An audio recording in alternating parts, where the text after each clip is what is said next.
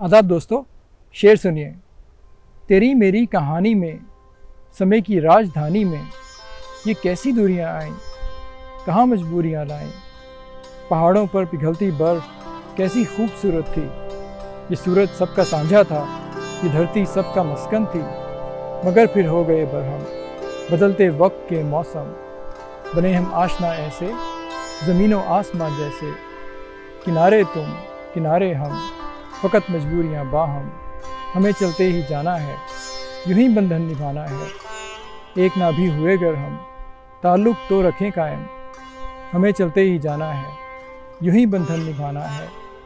मकाम ऐसे भी आएंगे, किनारे पास आएंगे। कहीं गहराई कम होगी, सहल ये शाम गम होगी। ताल्लुक़ जी उठेगा फिर, बहारें लौट आएंगी। दिलों के सर्द खानों में वफ़ाएं कौन जाएंगी। हमें चलते ही जाना है, यूं ही बंधन निभाना है।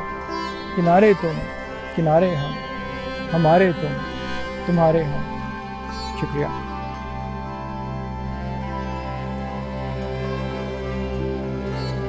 दोस्तों, मुझे अपनी राय ज़रूर दीजिए कि आपको ये वीडियो कैसी लगी। इस चैनल को सब्सक्राइब कीजिए और अपने दोस्त अहबाब के साथ शेयर कीजिए। शुक्रिया।